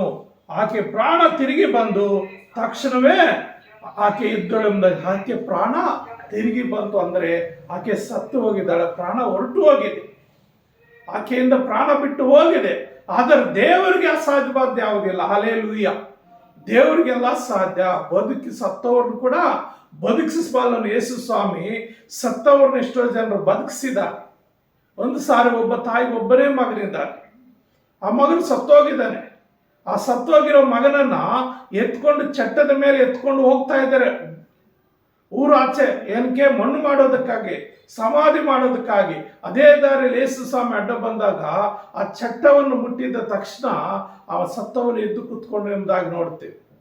ಅಂದ್ರೆ ದೇವರು ಸತ್ತವರು ಕೂಡ ಎಬ್ಬಿಸಲಿಕ್ಕೆ ಶಕ್ತನು. ಹಾಗೆ ಇಲ್ಲಾಗಿದ್ದು, ಆಕೆ ಹೋಗಿದ್ದಾಳೆ. ಆದರೆ ಯೇಸು ಸ್ವಾಮಿ ದೃಷ್ಟಿಯಲ್ಲಿ ಆಕೆಯನ್ನು ಬದುಕಿಸ್ತೀನಿ, ಆಕೆಗೆ ಮತ್ತೆ ಎದ್ದು ಬರ್ತಾಳಂತ ಯೇಸು ಸ್ವಾಮಿ ಗೊತ್ತು. ಆ ತಂದೆ ತಾಯಿಗಳಿಗೂ ಆತನ ಮಾತನ್ನು ಕೇಳ್ತಾ ಇದ್ದಾರೆ, ಒಂದು ಸ್ಥಿರವಾದ ನಂಬಿಕೆ ಇಟ್ಟಿದ್ದಾರೆ ಯೇಸು ಸ್ವಾಮಿ ಮೇಲೆ. ಆಗ ಯೇಸು ಸ್ವಾಮಿ ಏನ್ ಮಾಡ್ತಾ ಇದ್ದಾನೆ, ಅಮ್ಮ ನೀವು ಹೇಳು ಎಂದು ಕೂಗಿದಾಗ ಆಕೆ ಪ್ರಾಣ ತಿರುಗಿ ಬಂದು ತಕ್ಷಣವೇ ಆಕೆ ಎದ್ದಳು ಎಂಬುದಾಗಿ. ಆಮೇಲೆ ಯೇಸು ಸ್ವಾಮಿ ತರುವಾಯ ಆತನು ಈಕೆಗೆ ಊಟ ಮಾಡಿಸಿರಿ ಎಂದು ಹೇಳಿ ಅಪ್ಪಣೆ ಕೊಟ್ಟನು ಎಂಬುದಾಗಿ. ಆಕೆಯ ತಂದೆ ತಾಯಿಗಳು ಬೆರಗಾದರೂ ಆತನು ಈ ಸಂಗತಿಗಳು ಯಾರಿಗೂ ತಿಳಿಸಬೇಡ ಎಂದು ಖಂಡಿತವಾಗಿ ಹೇಳಿದೆಂಬುದಾಗಿ. ಯಾಕೆಂದ್ರೆ ಆ, ಈ ಅನೇಕ ಸಾರಿ ಅನೇಕ ಕಡೆ ಹೇಳಿದ್ದಾನೆ, ಈ ಮಾತುಗಳು ಯಾರಿಗೂ ಹೇಳ್ಬೇಡ್ರಿ, ಈ ಅದ್ಭುತ ಮಾಡಿದ. ಯಾಕಂದ್ರೆ ಆತನ ಹೋಗಕ್ಕೆ ಕೊಡಿಸ್ತಾ ಇರ್ಲಿಲ್ಲ, ಸುತ್ತಲೂ ಬಂದ ಕವರ್ ಆಗ್ತಾ ಇದ್ರು. ಏಸಾಮ್ ನನ್ನ ಸ್ವಸ್ಥತೆ ಮಾಡು, ನನ್ನ ಸ್ವಸ್ಥತೆ ಮಾಡು, ಆತನ ಬಂದಿರೋದೇ ಸ್ವಸ್ಥತೆಗಳನ್ನ ರೋಗಗಳಿಂದ ಬಿಡಿಸುವುದಕ್ಕಾಗಿ. ಆದರೆ ಅನೇಕರು ಬಂದು ಆತನ ಒತ್ತಡ ಮಾಡ್ತಾ ಇದ್ರು. ಹಾಗಾಗಿ ಅಲ್ಲಿ ಏನಾಗುತ್ತೆ, ಒಂದು ದೊಡ್ಡ ಕಾರ್ಯ, ಸ್ಥಿರವಾದ ನಂಬಿಕೆ. ಕಾರಣ ಬೇರೆ ಆ ತಂದೆ ತಾಯಿಗಳು ಸ್ಥಿರವಾದ ನಂಬಿಕೆ ಯೇಸು ಸ್ವಾಮಿಯಲ್ಲಿಟ್ಟರು. ಈಗ ಹಾಗೆ ನೀನು ಕೂಡ ಸ್ಥಿರವಾದ ನಂಬಿಕೆ ಯೇಸು ಸ್ವಾಮಿಯ ಮೇಲಿಟ್ಟು ಯೇಸು ಸ್ವಾಮಿನ ಪ್ರಾರ್ಥಿಸೋದಾದ್ರೆ ಆ ಪ್ರಾರ್ಥನೆಗೆ ಆತನ ಉತ್ತರ ಕೊಡ್ತಾನೆ. ಆ ಪ್ರಾರ್ಥನೆಗೆ ಆತನ ಉತ್ತರ ಕೊಡ್ತಾನೆ. ಆ ಪ್ರಾರ್ಥನೆಗೆ ಆತನ ಉತ್ತರ ಕೊಟ್ಟು ನಿನ್ನನ್ನ ಕಾಪಾಡುವ ಆತನಾಗಿದ್ದಾನೆ. ಹಾಗಾಗಿ ಆತ ದೇವರ ನಾಮಕ್ಕೆ ಸ್ತೋತ್ರವಾಗಲಿ. ಮೂರನೇದಾಗಿ ನಾವು ನೋಡುವಾಗ ಪರಿಶುದ್ಧಾತ್ಮ ಕಾಲದ ನಂಬಿಕೆ. ಅದು ಎಂತ ನಂಬಿಕೆ ಅಂದ್ರೆ ಪೌಲನ 13 ಪತ್ರಗಳು ಬರೆದಿರಂತ ಅಪೊಸ್ತಲನಾದ ಪೌಲನಿಗೆ ಆ ನಂಬಿಕೆ ಸ್ಥಿರವಾದ ನಂಬಿಕೆ. ಆ ನಂಬಿಕೆಯಲ್ಲಿ ಆತನು ಬಲವಾಗಿ ಜೀವಿಸ್ತಾ ಇದ್ದನು. ಅಪೊಸ್ತಲ ಕೃತ್ಯಗಳಲ್ಲಿ ನಾವು ನೋಡುವಾಗ 27ನೇ ಅಧ್ಯಾಯದಲ್ಲಿ 20ರಿಂದ 25 ವಚನಗಳಲ್ಲಿ ನೋಡುವಾಗ ಅಲ್ಲಿ ಕೆಲವು ಕಾರ್ಯ ನಡೀತದೆ. ಅಪೊಸ್ತಲ ಕೃತ್ಯಗಳು 27ನೇ ಅಧ್ಯಾಯದಲ್ಲಿ 20ರಿಂದ 25 ವಚನಗಳಲ್ಲಿ ಇಲ್ಲೊಂದು ಕಾರ್ಯ ನಡೀತದೆ. ಏನಂದ್ರೆ ಯೇಸು ಸ್ವಾಮಿ ಅವ್ರಿಗೆ ಹೇಳ್ತಾನೆ, ನನ್ನ ಸಹೋದರರೇ, ಅಲ್ಲಿ ಒಂದು ಸೆರೆಮನೆಗೆ ಅಲ್ಲಿ ಒಬ್ಬ ಪರೋಹನಿಂದ ಏನಾಗುತ್ತೆ, ಅವನ್ನ ರೋಮಾಪುರಕ್ಕೆ ತಗೊಂಡು ಹೋಗ್ಬೇಕು ಅಂತ ಹೇಳಿ ಇವ್ರನ್ನ ಸಾಯಿಸ್ಬೇಕು ಅಂತ ಪ್ಲಾನ್ ಮಾಡಿರ್ತಾರೆ. ಹಾಗಾಗಿ ಒಂದು ಹಡಗಿನ ನಿಮಿತ್ತ ಪೌಲನನ್ನ ರೋಮಾಪುರಕ್ಕೆ ಸಾಗಿಸುವಂತ ಸಂದರ್ಭದಲ್ಲಿ ಅಲ್ಲಿ ಒಂದು ನಾವೆಯನ್ನು ಇಟ್ಕೊಂಡು ಸೈನಿಕರು ಮತ್ತು ಆ ನಾವೆಯ ನಾವಿಕರು ಮತ್ತು ಕೆಲಸಗಾರರು ಮತ್ತು ಪ್ರಯಾಣಿಕರು, ಆ ಕಾಲದಲ್ಲಿ ಹೆಚ್ಚಾಗಿ ನಾವೆಗಳ ಮುಖಾಂತರ ಈ ಕಡೆಯಿಂದ ಆ ಕಡೆ ಪ್ರಯಾಣ ಮಾಡ್ತಾ ಇದ್ರು. ಅಂತ ಸಮುದ್ರದಲ್ಲಿ ಆ ನಾವೆಯಲ್ಲಿ ಪ್ರಯಾಣ ಮಾಡುವಾಗ ಆ ಒಂದು ನಾವೆ ಮಧ್ಯದಲ್ಲಿ ಒಂದು ದೊಡ್ಡ ಬಿರುಗಾಳಿ ಬಂದ್ಬಿಡ್ತದೆ, ದೊಡ್ಡ ಹುಚ್ಚುಗಾಳಿ. ಅಲ್ಲಿ ಬೈಬಲಲ್ಲಿ ಹುಚ್ಚುಗಾಳಿ ಅಂತ ಹೇಳಲ್ಪಟ್ಟಿದೆ. ಅನೇಕ ದಿವಸಗಳು, 1 ದಿವಸ 2 ದಿವಸ ಅಲ್ಲ, ಹೆಚ್ಚು ಕಡಿಮೆ 14 ದಿವಸ ಭಯಂಕರವಾದ ಬಿರುಗಾಳಿ, ಭಯಂಕರವಾದ ಮಳೆ, ಭಯಂಕರವಾದ ಅಲೆಗಳು. ಸೂರ್ಯ ಹುಟ್ಟಲೇ ಇಲ್ಲ 14 ದಿವಸ, ಯಾರು ಬೆಳಕನ್ನೇ ಕಾಣಲಿಲ್ಲ. ಏನು ಬೆಳಕೆ ಕಾಣ್ತಾ ಇಲ್ಲ, ಅಲ್ಲಿ ಮುಂದೆ ಏನಿದೆ ಅಂತ ಗೊತ್ತಾಗ್ತಾ ಇಲ್ಲ ಅವ್ರಿಗೆ. ಯಾಕಂದ್ರೆ ಸಮುದ್ರ ಮೇಲೆ ಮಳೆ ಬಿದ್ದರೆ ಫುಲ್ ಎಲ್ಲ ಕವರ್ ಆಗಿಬಿಡ್ತದೆ. ಪಕ್ಕದಲ್ಲಿ ಯಾರಿದಾರಂತ ಹತ್ತಿರದಲ್ಲಿ ಕೂಡ ಗೊತ್ತಾಗೋದಿಲ್ಲ, ಅಷ್ಟು ಮಳೆ ಮತ್ತು ಮಂಜು ತರ ಎಲ್ಲ ಆವರಿಸ್ಕೊಂಡು ಬಿಡ್ತದೆ. ಹಾಗಾಗಿ ಇಲ್ಲಿ ನಾವು ನೋಡ್ತೀವಿ 20ನೇ ವಚನದಿಂದ 25 ವಚನಗಳನ್ನು ಓದುವಾಗ ಅನೇಕ ದಿವಸಗಳ ತನಕ ಸೂರ್ಯನಾಗಲಿ ನಕ್ಷತ್ರಗಳನ್ನು ನಮಗೆ ಕಾಣಿಸಿದ ದೊಡ್ಡ ಬಿರುಗಾಳಿ ನಮ್ಮ ಮೇಲೆ ಹೊಡೆದದ್ದರಿಂದ ತಪ್ಪಿಸಿಕೊಂಡೇವೆಂಬ ಎಲ್ಲಾ ನಿರೀಕ್ಷೆಯು ಅಂದಿನಿಂದ ಕಳೆದು ಹೋಯಿತು. ಅಂದ್ರೆ ನಾವಿನ್ನು ಬದುಕ್ತೀವಿ ಅನ್ನೋ ನಿರೀಕ್ಷೆ ಅವ್ರಿಗಿಲ್ದೆ ಹೋಯ್ತಂತೆ. ಪೌಲನು ಬರಿತಾ ಇದ್ದಾನೆ ನೋಡ್ರಿ. ಅವರು ಬಹುಕಾಲ ಊಟವಿಲ್ಲದೆ ಇದ್ದ ಮೇಲೆ ಪೌಲನು ಅವರ ಮಧ್ಯದಲ್ಲಿ ನಿಂತುಕೊಂಡು, ಎಲೇ ಜನರೇ, ನೀವು ಕ್ರೇತದಿಂದ ಹೊರಟು ಈ ಕಷ್ಟ ನಷ್ಟಗಳಿಗೆ ಗುರಿಯಾಗದಂತೆ ನನ್ನ ಮಾತನ್ನು ಕೇಳಬೇಕಾಗಿತ್ತು. ಈಗಲಾದರೂ ನೀವು ಧೈರ್ಯದಿಂದಿರಬೇಕೆಂದು ನಿಮಗೆ ಬುದ್ಧಿ ಹೇಳುತ್ತೇನೆ. ಹಡಗು ನಷ್ಟವಾಗದು ಹೊರತು ನಿಮ್ಮಲ್ಲಿ ಒಬ್ಬನಿಗೂ ನಷ್ಟವಾಗುವುದಿಲ್ಲ. ನಾನು ಯಾರವನಾಗಿದ್ದೇನೋ, ಯಾರನ್ನು ಸೇವಿಸುತ್ತೇನೋ ಆ ದೇವರಿಂದ ಬಂದ ಒಬ್ಬ ದೂತನು ಕಳೆದ ರಾತ್ರಿಯಲ್ಲಿ ನನ್ನ ಹತ್ತಿರ ನಿಂತು, ಪೌಲನೇ ಭಯಪಡಬೇಡ, ನೀನು ಚಕ್ರವರ್ತಿಯ ಮುಂದೆ ನಿಲ್ಲಬೇಕು. ಇದಲ್ಲದೆ ನಿನ್ನ ಸಂಗಡ ಈ ಹಡಗಿನಲ್ಲಿ ಪ್ರಯಾಣ ಮಾಡುವವರೆಲ್ಲರೂ ಪ್ರಯಾಣ ಮಾಡುವವರೆಲ್ಲರ ಪ್ರಾಣ ದೇವರ ನಿನ್ನ ಮೇಲನ ದಯೆಯಿಂದ ಉಳಿಸಿ ಕೊಟ್ಟಿದ್ದಾನೆಂದು ನನ್ನ ಸಂಗಡ ಹೇಳಿದ್ದಾನೆ ಅಂತ. ಅಂದರೆ ದೇವದೂತನು ಪೌಲನೊಟ್ಟಿಗೆ ಬಂದು ಮಾತಾಡ್ತಾ ಇದ್ದೇನೆ, ನಿನ್ನ ಸಂಗಡ ಇರುವಂಥ ಎಲ್ಲ ಜನರನ್ನ ನಿನ್ನ ನಿಮಿತ್ತ, ನಿನ್ನ ಒಂದು ಪ್ರಾರ್ಥನೆ, ನಿನ್ನ ಒಂದು ನಂಬಿಕೆ, ನಿನ್ನ ಒಂದು ಯಥಾರ್ಥತೆ ಮತ್ತು ಅಷ್ಟೇ ಅಲ್ಲದೆ ನೀನು ಚಕ್ರವರ್ತಿ ಮುಂದೆ ನಿಲ್ಲಬೇಕಾಗಿದೆ. ಅಲ್ಲಿ ಚಕ್ರವರ್ತಿ ಕೂಡ ನನ್ನ ವಿಷಯದಲ್ಲಿ, ಯೇಸು ಕ್ರಿಸ್ತನ ವಿಷಯದಲ್ಲಿ ಸ್ವಾರ್ಥ ಸಾರ ಪಡಬೇಕಾದೆ. ಆ ರೋಮ ಸಾಮ್ರಾಜ್ಯದಲ್ಲಿ ಅನೇಕರನ್ನ ಪರಿವರ್ತನೆ ಮಾಡಬೇಕಾಗಿದೆ. ಹಾಗಾಗಿ ನೀನು ಧೈರ್ಯವಾಗಿರು, ಭಯಪಡಬೇಡ. ಈ ಒಂದು ಮಳೆ, ಈ ಒಂದು ಹುಚ್ಚುಗಾಳಿ, ಈ ಒಂದು ಬಿರುಗಾಳಿ ನಿನ್ನ ಏನು ಮಾಡೋಕ್ಕಾಗಲ್ಲ. ನಿನ್ನ ದಯೆಯಿಂದ ಇವರು ಕೂಡ ಯಾರು ಪ್ರಾಣ ಹೋಗೋದಿಲ್ಲ. ಆದರೆ ಹಡಗು ಮಾತ್ರ ನಷ್ಟ ಆಗ್ತದೆ, ಹಡಗು ಒಡೆದೋಗ್ತದೆ, ಹಡಗು ಅಲ್ಲಿ ಇರುವಂಥ ಯಾವ ವಸ್ತು ಸಿಗೋದಿಲ್ಲ. ಆದರೆ ಮನುಷ್ಯರು ಮಾತ್ರ ನೀವೆಲ್ಲರೂ ಬದುಕೊಳ್ಕೊಳ್ತೀರಿ ಅಂತ ಹೇಳಿ ಪ್ರೇರೆ ಅಲ್ಲಿ ದೇವದೂತನು ಆ ಪೌಲನ್ ಧೈರ್ಯಪಡಿಸಿದ ಆ ಪೌಲನು ಹೇಳ್ತಾ ಇದ್ದಾನೆ, ಆದ್ದರಿಂದ ಜನರೇ ಧೈರ್ಯವಾಗಿರಿ, ನನಗೆ ಹೇಳಲ್ಪಟ್ಟ ಪ್ರಕಾರವೇ ಆಗೋದೆಂದು ದೇವರನ್ನು ನಂಬುತ್ತೇನೆ ಅಂತ ಅಲ್ಲಿ ಪವಿತ್ರಾತ್ಮನ ಮುಖಾಂತರ ಆತನು ಪೌಲನು ಧೈರ್ಯವಾಗಿದ್ದಾನೆ. ದೇವರ ಆತ್ಮನ ಆತನು ನಡೆಸ್ತಾ ಇದ್ದಾನೆ. ಹಾಗಾಗಿ ಅಲ್ಲಿರುವಂಥ ಪ್ರಜೆಗಳಿಗೆಲ್ಲ ಹೇಳ್ತಾರೆ. 27ನೇ ವಚನ ನೋಡುವಾಗ ಏನಾಗುತ್ತಂದ್ರೆ, 14ನೆಯ ರಾತ್ರಿ ಬಂದ ಮೇಲೆ ನಾವು ಅದ್ರಿಯ ಸಮುದ್ರದಲ್ಲಿ ಅತ್ತಾಯತ್ತ ಹೊಡೆಸಿಕೊಂಡು ಹೋಗುತ್ತಿರುವಾಗ ಸುಮಾರು ಮಧ್ಯರಾತ್ರಿಯಲ್ಲಿ ನಾವಿಕರು ಒಂದು ದೇಶದ ಹತ್ರ ಬಂದೇವನ್ನು ನೆನೆಸಿ ಅಳತೆಗೊಂಡು ಇಳಿದು ಬಿಟ್ರು. ಅಂದ್ರೆ ಅಲ್ಲಿ 14 ದಿವಸ ಅವ್ರು ಊಟ ಮಾಡಿಲ್ಲ, ನೀರು ಕುಡ್ದಿಲ್ಲ. ಯಾಕಂದ್ರೆ ಭಯ, ಎಲ್ಲಿ ಪ್ರಾಣ ಹೋಗ್ತದೋ. ಆಮೇಲೆ ಹಡಗಲ್ಲಿರುವಂಥ ಎಲ್ಲ ವಸ್ತುಗಳು ಬಿಸಾಕ್ಬಿಡ್ತಾರೆ, ಒಂದೊಂದಾಗಿ. ಕೊನೆಗೆ ಪೌಲನು ಹೇಳ್ತಾನೆ, ನೋಡಿ ಇವತ್ತಿಗೆ 14 ದಿವಸ ಆಗಿದೆ, 14 ದಿವಸ ನಾವೇನು ಆಹಾರ ತೆಗೆದುಕೊಂಡಿಲ್ಲ ಅಂತೇಳಿ 33ನೇ ವಚನದಲ್ಲಿ ಹೇಳ್ತಾನೆ. ಏನ್ ಹೇಳ್ತಾನೆ ಅಂದ್ರೆ, ಪೌಲನು ಏನಾದ್ರೂ ಆಹಾರವನ್ನು ತೆಗೆದುಕೊಳ್ಳಬೇಕೆಂದು ಎಲ್ಲರನ್ನು ಬೇಡಿಕೊಳ್ಳುವನಾಗಿ ನೀವು ಇವತ್ತಿಗೆ 14 ದಿವಸದಿಂದ ಕಾದುಕೊಂಡು ಆಹಾರವೇನು ತೆಗೆದುಕೊಳ್ಳೋದು ಉಪವಾಸ ಇದ್ದಿರೋದರಿಂದ ಆಹಾರ ತೆಗೆದುಕೊಳ್ಳಬೇಕೆಂದು ನಿಮ್ಮನ್ನು ಬೇಡ್ಕೊಳ್ತೇನೆ. ಇದು ನಿಮ್ಮ ಪ್ರಾಣ ರಕ್ಷಣೆಗೆ ಅವಶ್ಯ. ನಿಮ್ಮಲ್ಲಿ ಯಾರ ತಲೆಯಿಂದಾದರೂ ಒಂದು ಕೂದಲು ಉದುರು ಹೋಗುವುದಿಲ್ಲವೆಂದು ಹೇಳಿ ರೊಟ್ಟಿಗಳನ್ನು ತೆಗೆದುಕೊಂಡು ಎಲ್ಲರ ಮುಂದೆ ದೇವರ ಸ್ತೋತ್ರ ಮಾಡಿ ಅದನ್ನು ಮುರಿದು ತಿನ್ನುವುದಕ್ಕೆ ಪ್ರಾರಂಭಿಸಿದನು. ಆಗ ಎಲ್ಲರೂ ಧೈರ್ಯ ತಂದುಕೊಂಡು ತಾವು ಆಹಾರವನ್ನು ತೆಗೆದುಕೊಂಡರು. ಆ ಹಡಗಿನಲ್ಲಿದ್ದ ನಾವೆಲ್ಲರೂ 276 ಮಂದಿ ಅಂತ ಹೇಳ್ತಾನೆ. 276 ಮಂದಿ ಆ ಹಡಗಿನಲ್ಲಿದ್ದು, ಅಂದ್ರೆ ಬಸ್ಗೆ ಒಂದು 50 ಜನ, ಮಿನಿಮಮ್ 50ರಿಂದ 54 ಜನ, ಅಂದ್ರೆ 276 ಅಂದ್ರೆ ಲೆಕ್ಕ ಕೊಡ್ರಿ, ಹೆಚ್ಚು ಕಡಿಮೆ 5 ಬಸ್ಸು ಜನ ಒಂದೇ ಹಡಗಲ್ಲಿದ್ದಾರೆ. ಈ ಕಡೆಯಿಂದ ಆ ಕಡೆ ಹೋಗ್ಬೇಕು. 5 ಬಸ್ಸು ಜನ. ನನ್ನ ಸಹೋದರೇ, ಆದರೆ ದೇವರ ಮನುಷ್ಯನು ಆ ಹಡಗಿನಲ್ಲಿ ಇದ್ದಿದ್ದರಿಂದ ಯಾರ ಪ್ರಾಣ ಹೋಗಲಿಲ್ಲ.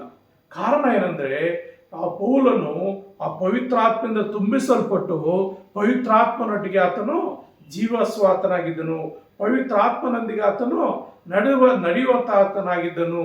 ದೇವರ ಮಾತನ್ನ ಎಷ್ಟು ಮಾತ್ರಗೂ ಚಾಚಿತ ಬದ ದೇವರು ಏನ್ ಹೇಳ್ತಾನೋ ಅದರ ಪ್ರಕಾರ ಜೀವಿಸುವಾತನಾಗ. ಯಾಕಂದ್ರೆ ಪೌಲನು ಯೇಸು ಕ್ರಿಸ್ತನ ಮುಖಾಂತರನೇ ಬೋಧನೆ ಹೊಂದಿದವನಾಗಿದ್ದನು. ಯೇಸು ಕ್ರಿಸ್ತನ ಮುಖಾಂತರನೇ ರಕ್ಷಣೆ ಹೊಂದಿದವನಾಗಿದ್ದನು. ಯಾರೊಬ್ಬರು ಲೋಕದಲ್ಲಿರುವಂತ ಮನುಷ್ಯರ ಮುಖಾಂತರ ಆ ಪೌಲನು ರಕ್ಷಣೆ ಹೊಂದಿರಲಿಲ್ಲ. ಯೇಸು ಕ್ರಿಸ್ತನು ಸ್ವತಃನೇ ಪೌಲನೊಟ್ಟಿಗೆ ನೇರವಾಗಿ ಮಾತನಾಡಿದ್ದಾನೆ. ಶಬ್ದದ ಮುಖಾಂತರ, ಸ್ವರದ ಮುಖಾಂತರ, ಸೌಲನೇ ಯಾಕೆ ನನ್ನ ಹಿಂಸಿಸ್ತೀ ಅಂತೇಳಿ ಕರ್ತನ ನೀನು ಯಾರು ಅಂತ ಹೇಳುವಾಗ, ನೀನು ಹಿಂಸೆ ಪಡಿಸುವ ಯೇಸುವೆ ನಾನೆಂಬುದಾಗಿ. ಅಂದ್ರೆ ಯೇಸು ಸ್ವಾಮಿ ಹಿಂಸೆ ಪಡಲಿಲ್ಲ, ಯೇಸು ಸ್ವಾಮಿ ಮಕ್ಕಳನ್ನು ಹಿಂಸೆ ಪಡಿಸುವಾಗ ಅದು ಯೇಸು ಸ್ವಾಮಿ ಹಿಂಸೆ ಪಡಿಸುವುದಾಗಿತ್ತು. ಆ ಯೇಸು ಕ್ರಿಸ್ತನ್ಗೆ ಹಿಂಸೆ ಕೊಡುವುದಂತಾಗಿದ್ದು. ಉದಾಹರಣೆಗೆ ನನ್ನನ್ನ ಈ ಲೋಕದವರು ಯಾರಾದರೂ ಹಿಂಸೆ ಪಡಿಸಿದ್ರೆ ಅದು ಯೇಸು ಕ್ರಿಸ್ತನ್ಗೆ ಹಿಂಸೆ ಕೊಟ್ಟಂಗ. ನಿಮ್ಮನ್ನು ಯಾರಾದರೂ ನಿಮ್ಗೆ ಹಿಂಸೆ ಕೊಟ್ರೆ ಅದು ಯೇಸು ಕ್ರಿಸ್ತನ್ಗೆ ಹಿಂಸೆ ಕೊಟ್ಟೋ ರೀತಿಯಲ್ಲಿ. ಹಾಗಾಗಿ ಸ್ವತಃ ಯೇಸು ಕ್ರಿಸ್ತನೇ ಆ ಕಠಿಣ ಹೃದಯ ಆಗಿದಂಥ ಪೌಲನ ಹೃದಯದಲ್ಲಿ ಮಾತನಾಡಿ ಅವನ ಜೀವಿತನ ಬದಲಾಯಿಸಿ ನಿನಗೂ ನನಗೂ ಅನೇಕರಿಗೆ ಸುವಾರ್ಥ ಸಾರ ಪಡುವಂತೆ ಈ ಸತ್ಯವೇದದಲ್ಲಿ 13 ಪತ್ರಗಳು ನಮಗೋಸ್ಕರ ಬರೆಯಲಿಕ್ಕೆ ದೇವರು ಮಹಾಕೃಪೆ ಪೌಲನ್ನು ಕೊಟ್ಟಿದ್ದಾನ್ರಿ. ಹಾಗಾಗಿ ಪ್ರಿಯ ನನ್ನ ಸಹೋದರ ಸಹೋದರಿ, ನಾವು ಅನೇಕ ವಿಷಯಗಳಲ್ಲಿ ನಂಬಿಕೆ ಕಳ್ಕೊಳ್ತೀವಿ. ಇಲ್ಲಿ ಗಿದ್ಯೋನನ್ನು ನೋಡುವಾಗ ಪ್ರಾಣ ಭಯದಿಂದ ದೇವರನ್ನು ಪರೀಕ್ಷೆ ಮಾಡಿಸ್ತಾರೆ. ಯಾವ ರೀತಿ ನೀನು ದೇವರೆಂಬುದಾಗಿ ನಮ್ಗೆ ರುಜುವಾತು ಮಾಡ್ಬೇಕಂದ್ರೆ ಈ ಕುರಿಯ ಕೂದಲು ತುಪ್ಪಟ ಒಂದು ಸಾರಿ ನೆಂದಿರ್ಬೇಕು ಅಂತಾರೆ, ಮತ್ತೊಂದು ಸಾರಿ ನೆನೆಯದೇ ಇರಬೇಕು, ಅದು ಒಣಗಿರ್ಬೇಕು ಅಂತ. ಎರಡು ರೀತಿಯಲ್ಲಿ ಒಂದೇ ವಸ್ತುವನ್ನು ತಗೊಂಡು ಎರಡು ರೀತಿಯಲ್ಲಿ ಪರೀಕ್ಷೆ ಮಾಡ್ತಾನೆ. ಒಂದು ದಿವಸ ಅದು ನೆಂದಿರ್ಬೇಕು ಅಂತಾನೆ, ಅದು ಹಾಗೆ ನಡೀತದೆ. ಎರಡನೇ ದಿವಸ ಅದು ನೆನೆಯಬಾರ್ದು ಅಂತ ಹೇಳಿರ್ತಾನೆ, ಅದು ನೆನೆಯೋದಿಲ್ಲ. ಈ ರೀತಿ ಗಿದ್ಯೋನ ಪರೀಕ್ಷೆ ಮಾಡಿ ಆಮೇಲೆ ದೇವರು ನಂಬಿ ದೇವರೊಂದಿಗೆ ಆತನ ಜೀವಿಸಲಿಕ್ಕೆ ತನ್ನ ಹೆಜ್ಜೆಯನ್ನು ಮುನ್ನಡೆಸ್ತಾನೆ. ಮತ್ತು ಕೆಲವು ವರ್ಷಗಳ ಕಾಲ ಆ ಗಿದ್ಯೋನ ಮುಖಾಂತರ ಇಸ್ರಾಯೇಲ್ ಎಲ್ಲರೂ ರಕ್ಷಿಸಲ್ಪಟ್ಟು ಆ ಮಿದ್ಯಾನ ಕಾಟದಿಂದ ತಪ್ಪಿಸಿಕೊಂಡು ದೇವರೊಂದಿಗೆ ಅವರು ಜೀವಿಸಲಿಕ್ಕೆ ಗಿದ್ಯೋನನ್ನ ದೇವರು ಆರಿಸ್ಕೊಳ್ತಾನೆ. ಹಾಗೆ ಯಾಯೇರನ ಮಗಳು ಸತ್ತಳು. ಆಕೆ 12 ವರ್ಷ ಹೆಣ್ಣು ಮಗಳು ಎಂಬುದಾಗಿ ಮತ್ತೊಂದು ಸುವಾರ್ತೆಗಳಲ್ಲಿ ಬರೆಯಲ್ಪಟ್ಟಿದೆ. ಆ ಯಾಯೇರನ ಮಗಳು ಸತ್ತಳು. ಆದರೆ ಆ ಯಾಯೇರನು ಯೇಸುವಿನ ಮಾತನ್ನು ಕೇಳಿ ಯೇಸುವನ್ನ ಪರೀಕ್ಷೆ ಮಾಡಲಿಲ್ಲ, ಸ್ಥಿರವಾದಕ್ಕೆ ನಂಬಿದ. ಆತನು ಏನು ಹೇಳಿದ್ನೋ ಆ ಮಾತುಗಳು ಸ್ಥಿರವಾಗಿ ನಂಬಿ ತನ್ನ ಮಗಳು ಪ್ರಾಣಾಪಾಯದಿಂದ ರಕ್ಷಿಸಲ್ಪಟ್ಟು ಮತ್ತೆ ಹೋದ ಪ್ರಾಣ ಮತ್ತೆ ಆಕೆಯಲ್ಲಿ ಬಂದು ಆಕೆ ಮತ್ತೆ ಜೀವಂತವಾಗಿ ತಂದೆ ತಾಯಿಗಳ ಮಗಳಾಗಿ ಜೀವಿಸಲಿಕ್ಕೆ ಸಹಾಯ ಆಯಿತು. ಮೂರನೇದಾಗಿ ನಾವು ನೋಡುವಾಗ ಪೌಲನು ಪ್ರಾಣಾಪಾಯದಲ್ಲಿದ್ದಾಗಲೂ ದೇವರಿಂದ ಕಳಿಸಲ್ಪಟ್ಟ ದೂತನ ಮಾತಿನ ಮೇಲೆ ನಂಬಿಕೆ ಇಟ್ಟು ತನ್ನೊಂದಿಗೆ ಇರುವವರನ್ನ ಧೈರ್ಯಪಡಿಸಿದನು ಮತ್ತು ಅವರಿಗೆ ಆ ಸಮಾಧಾನ ಮಾತುಗಳಲ್ಲಿ ದೇವರು ಮಾಡುವಂಥ ಕಾರ್ಯಗಳನ್ನು ನೋಡಿ, ಮತ್ತೆ ಅವರು ಮುಂದೆ ಆ ಒಂದು ಹಡಗು ನಾವೇ ಒಡೆದೋಗ್ತದೆ, ಅಷ್ಟರೊಳಗೆ ಒಂದು ಹಳ್ಳಿಯಲ್ಲಿ ಹತ್ರ ಬಂದಿರುತ್ತೆ, ಎಲ್ಲರೂ ಈಜ್ಕೊಂಡು ಆ ದಡ ಸೇರಿ ಅಲ್ಲಿ ಒಂದು ಊರಿನವರು ಅವ್ರಿಗೆ ಅತಿಥಿ ಸತ್ಕಾರ ಮಾಡ್ತಾರೆ. ಅಲ್ಲೊಂದು ದೊಡ್ಡ ಮಿರಾಕಲ್ ನಡೀತದೆ. ಆ ನೀರಿಂದ ತಪ್ಪಿಸ್ಕೊಂಡು ಹೋಗಿ ಅಲ್ಲೆಲ್ಲ ಚಳಿಗೆ ಬೆಂಕಿ ಕಾಯಿಸ್ಕೊಳ್ಳುವಾಗ ಪೌಲನು ಒಂದು ಸೌದೆ ತಗೊಂಡೋಗಿ ಬೆಂಕಿಯಲ್ಲಿ ಹಾಕ್ಬೇಕಂತ ಹೋಗುವಾಗ ಆ ಸೌದೆಯಲ್ಲಿದ್ದಂಥ ಹಾವು ಕೂಡ ಇನ್ನು ಪೌಲನಿಗೆ ಕೈ ಸುತ್ಕೊಂಡು ಬಿಡ್ತದೆ. ಆ ಜನರೆಲ್ಲ ಅಲ್ಲಿ ನೋಡಿ ಏನಾಗ್ತಾರಂದ್ರೆ ಭಯ ಪಡ್ತಾರೆ. ನೋಡು, ಅಷ್ಟು 14 ದಿವಸ ಆ ಸಮುದ್ರದಲ್ಲಿ ಅವನು ಆ ತುಫಾನಲ್ಲಿ ತಪ್ಪಿಸ್ಕೊಂಡು ಬಂದ್ರು, ಈ ಮೇಲ್ಭಾಗ ಬಂದ್ರು ಇವನ್ ಯಾವುದೋ ಶಾಪ, ಯಾವುದೋ ಒಂದು ಪಾಪ ಇವನು ಕಾಡಿ ನೋಡು, ಆ ವಿಷಜಂತು ಹಾವನ್ನು ಸುತ್ತಕೊಂಡಿದೆ, ಅವನು ಕಚ್ಚಿಬಿಟ್ಟಿದೆ, ಅವನು ಸತ್ತೋಗ್ತಾನೆ ಅಂತೇಳಿ ಎಲ್ಲರೂ ಅವನು ನೋಡ್ತಾ ಇದ್ರು. ಆದರೆ ಹಾವನ್ನು ಏನು ಮಾಡ್ತಾನೆ, ಅವನು ಈ ಥರ ಕೈಯಲ್ಲಿ ಒದರು ಬಿಡ್ತಾನೆ, ಅದು ಹೋಗಿ ಬೆಂಕಿಯಲ್ಲಿ ಬಿದ್ದೋಗ್ತದೆ, ಬೆಂಕಿಯಲ್ಲಿ ಸುಟ್ಟೋಗ್ತದೆ. ಆಮೇಲೆ ಎಲ್ಲ ನೋಡ್ತಾ ಇರ್ತಾರೆ, ಅವನ ಕೈ ಏನನ್ನು ಬಾವು ಬರ್ತದೇನೋ, ಆ ಕೈ ಅವನು ವಿಕಾರ ಆಗ್ತಾನೇನೋ, ಅವನು ಸತ್ತೋಗ್ತಾನೇನೋ, ಯಾವ ರೀತಿ ಆಗ್ತದೆ. ಆದರೆ ಏನೂ ಆಗೋದಿಲ್ಲ. ದೇವರ ಮನುಷ್ಯನು, ದೇವರ ಆತ್ಮನ ಅವನಲ್ಲಿರೋದ್ರಿಂದ ಅವನಿಗೆ ಯಾವುದೇ ರೀತಿಯ ಪ್ರಾಣಾಪಾಯ ಆಗೋದಿಲ್ಲ. ಅವಾಗ ದೇವರೇ ಅಂದ್ಕೊಂಡು ಬಿಡ್ತಾರೆ ಪೌಲನನ್ನು. ಅವ್ರು ಪೂಜೆಗಳು ಮಾಡಕ್ಕೆ ಹೋಗ್ತಾರೆ, ಇದು ಮಾಡಕ್ಕೆ ಹೋಗ್ತಾರೆ. ಆದರೆ ಅಲ್ಲಿ ಕೂಡ ಒಂದು ಆ ಬೆಂಕಿ ಕೊಟ್ಟಂತಹ ಮನೆಯಲ್ಲಿ ಒಂದು ರೋಗಿ ಇರ್ತಾನೆ, ವಯಸ್ಸಾದಂಥ ವ್ಯಕ್ತಿ. ಆತನು ಬೇದಿಗಳಿಂದ ಲೂಸ್ ಮೋಷನ್ ಎಷ್ಟೋ ಕಷ್ಟಪಡ್ತಾ ಇರ್ತಾನೆ. ಪೌಲನು ಹೋಗಿ ಆತನ ಪ್ರಾರ್ಥನೆ ಮಾಡುವಾಗ ಆತನಲ್ಲಿರುವ ಎಲ್ಲ ಕಾಯಿಲೆ ಸ್ವಸ್ಥತೆ ಆಗುತ್ತದೆ. ಅವರೆಲ್ಲ ಈತನ ದೇವರೇ ಅಂತ ಅಲ್ಲಿ ಆತನ ಪೂಜೆ ಮಾಡಕ್ಕೆ ಹೋಗ್ತಾರೆ. ಆ ರೀತಿಯಲ್ಲಿ ಪೌಲನನ್ನ ದೇವರು ಏನು ಮಾಡ್ತಾನೆ, ಉಪಯೋಗಿಸ್ಕೊಡ್ತಾನೆ. ಹಾಗಾಗಿ ನಮಗೆ ನಂಬಿಕೆ ಇರಬೇಕು. ದೇವರನ್ನ ನಾವು ಎಂದಿಗೂ ಪರೀಕ್ಷೆ ಮಾಡಬಾರ್ದು.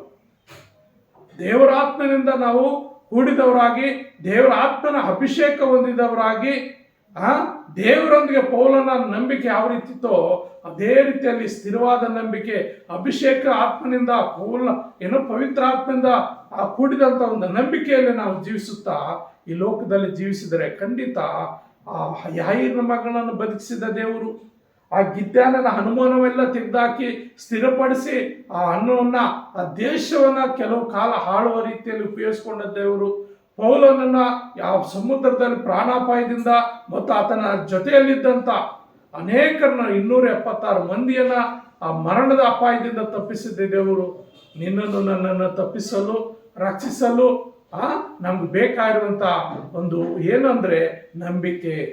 ಯಾರು ಯೇಸು ಕ್ರಿಸ್ತನ ಸ್ಥಿರವಾದ ನಂಬುತ್ತಾರೋ, ಯಾರು ಯೇಸು ಕ್ರಿಸ್ತನ ದೇವರೆಂಬುದಾಗಿ ನಂಬುತ್ತಾರೋ ಅವರಲ್ಲಿ ಆ ನಂಬಿಕೆ ದೇವರು ಹುಟ್ಟಿಸ್ತಾನೆ.